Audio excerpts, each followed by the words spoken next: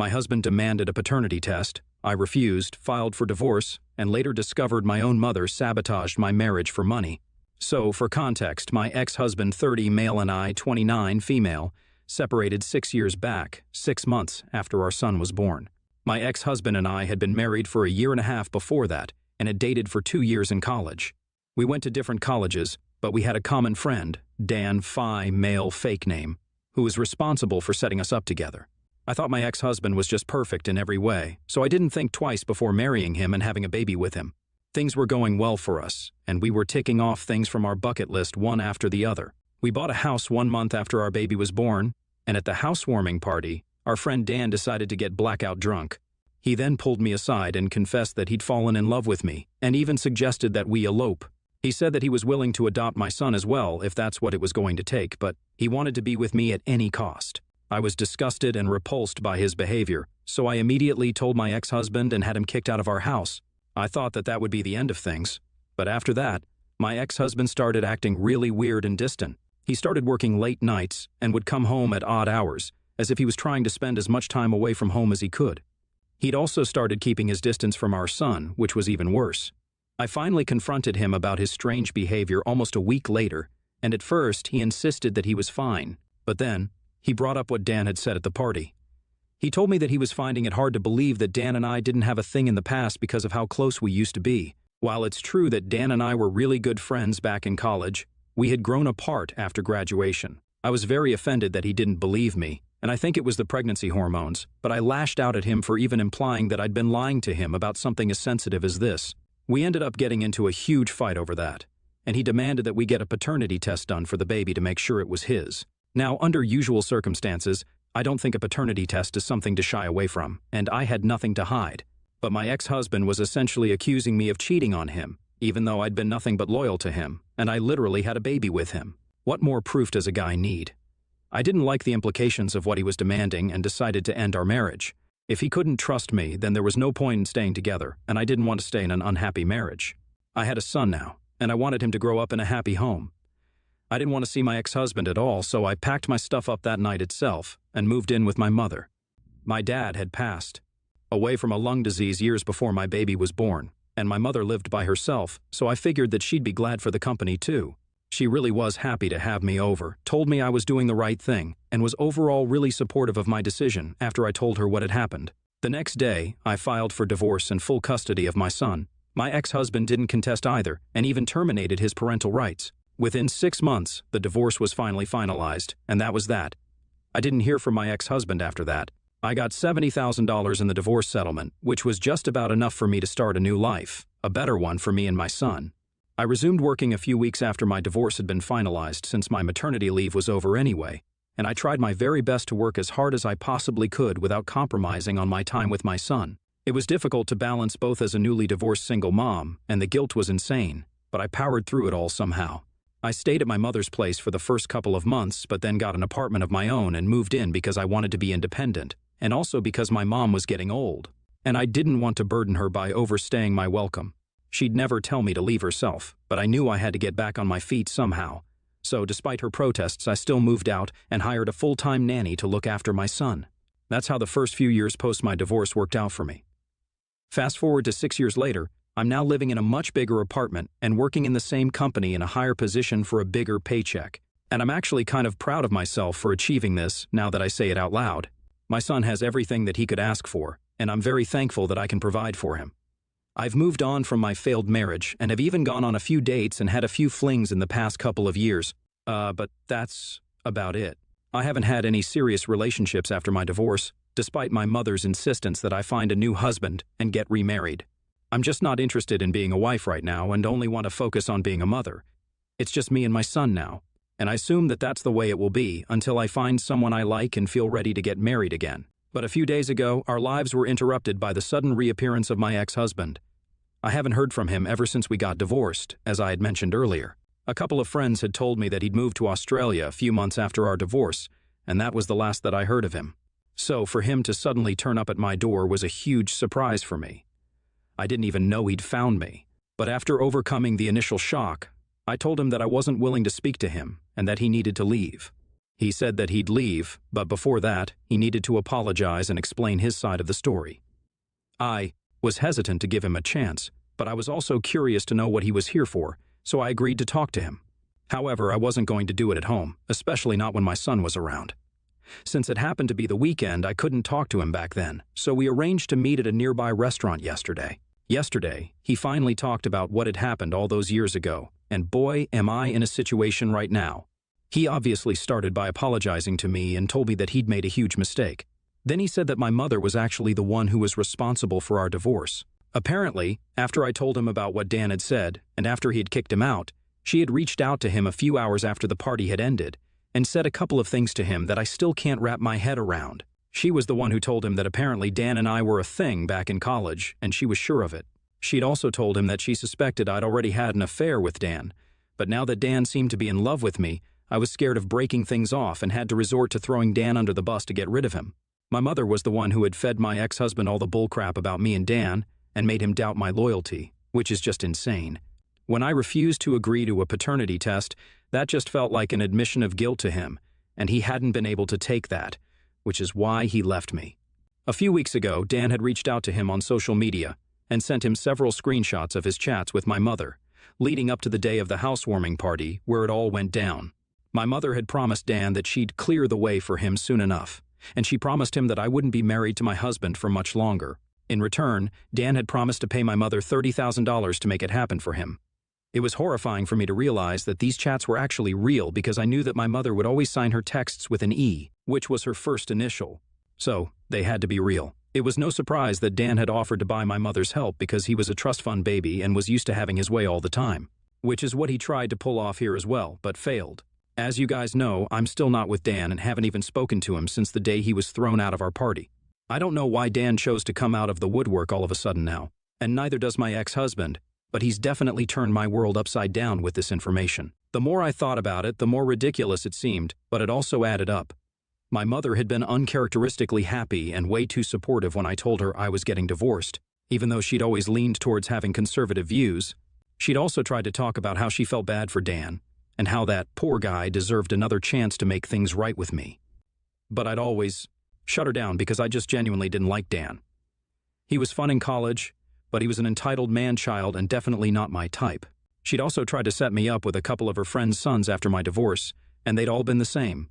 Corporate employees with a significant paycheck but barely any personality. I guess she wanted a rich husband for me. My ex-husband was doing well at the time, but we were nowhere near qualifying as rich. Even the house that we bought was being paid for by my in-laws, myself, and my ex-husband. It took the four of us to buy a small house in a decent neighborhood. So, we were comfortable, but we weren't wealthy, and my mother had always taught me that money matters the most. So, I'm not surprised that she did what she did. I'm just surprised that she didn't hesitate to ruin her own daughter's relatively happy marriage and deprive her grandson of his father for 6 whole years just because she believed that I needed a rich husband. When my ex-husband showed me those screenshots and the chats between Dan and my mother, I almost fainted because of how shocked I was. After a while, I told my ex-husband that I'd talk to him later, exited the restaurant, and then drove straight to my mother's house to confront her about what I just found out. I didn't beat around the bush and got straight to the point as soon as she opened the door. She tried to deny it at first, but I could see that she was getting really flustered, and eventually, she broke down and confessed that she had indeed agreed to help Dan out all those years ago because she was in dire need of money at the time. She'd been a stay-at-home mom all her life, and after my dad passed away, she had nobody to rely on and was struggling with the bills. The money that my dad had left her had been enough to sustain her for a while, but after that, it became really difficult for her to survive on the savings. She said that she'd thought about asking me to lend her money, but I had just purchased a house and had a baby, and I'd complain a lot about how expensive everything was quite often. So she felt like she couldn't come to me for help either. She had been looking for jobs for a couple of months, but had been turned down everywhere since she hadn't worked before. As a last resort, she agreed to help Dan, who had reached out to her a couple of weeks before the party. She'd intended to put in a good word for Dan after manipulating my husband to leave me, but Dan had jumped the gun. After that drunken confession of love, she couldn't salvage the situation anymore. She tried to, but it just didn't work, and eventually both she and Dan gave up trying. Even after that, she tried to set me up with rich guys, like I mentioned earlier, because she felt guilty about ruining my perfectly happy marriage for her own selfish reasons. But she had no luck with that either, and was now living with the guilt. She said that she did plan to tell me the truth at some point. but didn't mean for me to find out this way, and even tried to convince me that she'd done this for my own good because Dan was well off, and we never would have had to worry about money or work if I'd ended up with him. She said that she'd been looking out for me and requested me not to take this to heart, but I just couldn't believe that my own mother would do such a thing to me. I left, disgusted and horrified by what I knew now, and haven't been to see her since. I haven't responded to her calls and texts either because I just don't know what to say to her anymore. I've even told my ex-husband that I need some time to recover from everything that I've uncovered, and thankfully he's sensible enough to respect that. But my mother just keeps sending text after text every single day. I don't have the heart to block her either because my emotions are all over the place right now. Yesterday, I received a text from my mother that has hit harder than the rest. She told me that no matter what she'd done in the past, she wanted me to know that she still wished nothing but the best for me, but also wanted me to understand that she was her own person and had to watch out for herself too. She said that she did what she had to do to survive on her own, and she did regret it, but it was done now. She didn't ask me for help because she knew I wouldn't be able to help her since my ex-husband and I didn't make enough money to cover all the expenses, including hers. So what she did was out of sheer desperation. She has tried to make it up to me since, and will continue trying for the rest of her life if that's what it takes. That message really made me tear up because, like I said, I've spent my whole life with this woman, and in one day, my entire world was turned upside down. I'm just genuinely lost right now. Itia for not offering to help my mother when she was struggling with money after my dad passed away. Update 1. Hello. 4 days have passed since I posted. Thank you all so much for being so nice to me and for all the advice that I received on the original post. I'm in a much more emotionally stable state right now, and I'm thankful that I didn't respond to my mother before. I don't care what her reasons were. I don't care what she was going through. The bottom line is that she ruined my marriage, and she forced my son to live without a father for 6 years. I really cannot think of any way to justify what she did, and her trying to gaslight me into believing that what she'd done all those years ago for her own needs was okay, was the last straw. If she had told me what she was going through just once and asked for help, then I would have made sure that I helped her out and supported her in whatever way I could. But she chose to ruin my marriage just for money and thought that she could make it up to me by setting me up with her friend's rich sons. It's revolting to think that I used to put this woman on a pedestal and was actually even ready to believe that I was in the wrong. That's how convincing her gaslighting was. But it's okay now. I'm definitely not apologizing to her or letting her manipulate me anymore. After I was promoted, I'd been the one taking care of her, and she'd been living off of my money anyway. But that's all going to stop now. Once again, thanks to everyone here who took out time to reassure me that I was not the villain for not offering my mother help that I didn't even know she needed. For the ones who had been asking about why exactly Dan had chosen to speak up after so long, I spoke to a couple of my friends and found out that he was now a bitter alcoholic who'd been divorced twice in the past 6 years. So my best guess would be that he finally realized that I would never come running to him, no matter how lonely I was, and so he decided to stir up drama again. Or at least that's what I think happened. I'm not sure, and I don't think it really matters why he did it. He did it, and I still can't decide if the repercussions of that have been good or bad, a bit of both, I suppose. Update 2. So I finally blocked my mother on all platforms today, everywhere. I've also told my assistant to discontinue my monthly payments to her. I feel like a huge load has been lifted off my shoulders, and I can finally breathe a little now. It's been a really crazy emotional week, but I've made it through.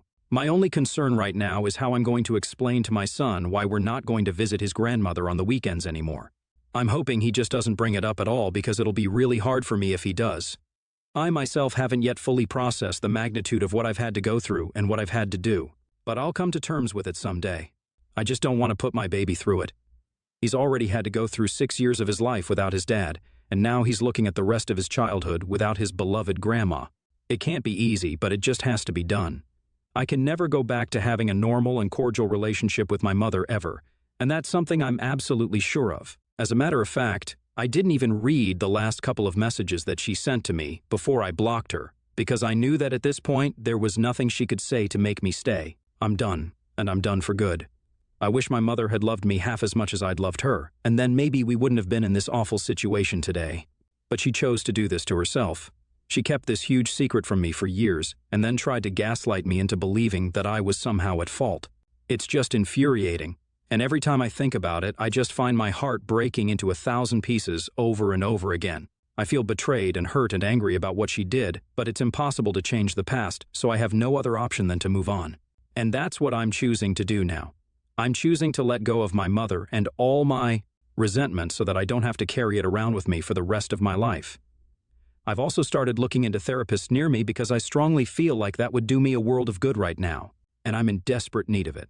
Because at this stage of my career in life, I cannot afford to break down or let myself spiral into depression, so I have to prevent that, and therapy is the best way for that, I've heard. Update 3. Okay, some of you guys had been asking about what I was going to do regarding the situation with my ex-husband, and I realized I'd completely forgotten to mention it, so that was my bad. Anyway, as for my ex-husband, I did get back to him, and we discussed what we wanted to do next now that the truth was out there. Getting back together was obviously out of the question because I'm not interested in rekindling any relationship with him. My mother's interference aside, he still abandoned me, doubted me, and picked an unnecessary fight with me, which eventually led to our divorce. He admitted that he'd been an idiot, but that doesn't really change anything for me, and I personally don't want any equation with him. However, he practically begged me to let him have a shot at being a dad because he did regret not being part of his son's life for such a long time. He seemed sincere about what he was saying, and I wanted to give him the second chance that I never received from him. It wasn't because I was suddenly feeling very kind, but mostly for the sake of my son, who often asked about his father, and I have to disappoint him with my response every single time. Now that he finally has a shot at having a father, I feel like both of them deserve a chance to have a real father-son relationship. Obviously, there are restrictions that I've set and rules that my ex has to follow. He can't just reappear out of nowhere and expect me to let him take over dad duties without testing the waters first. So, for now, he's only allowed to meet my son once a week and for a couple of hours only. Even those limited interactions have to be supervised, and he cannot take my son out without me. They've had 2 visits so far, and things seem to be going well. Surprisingly, my ex does get along well with my son, and within such a short time, they've built a good relationship. My son currently isn't aware of who this man is exactly, and all he knows is that he's fun to be around. But we'll phase him into the whole father thing slowly if things go well. My ex has said that he'll move back here when and if I agree to co-parent our son and let him have joint custody of him or at least visitation rights. I've told him not to get ahead of himself, but truth be told, it's nice to see them bond, and I'm thrilled for my son. I hope things go just as well for them in the future too.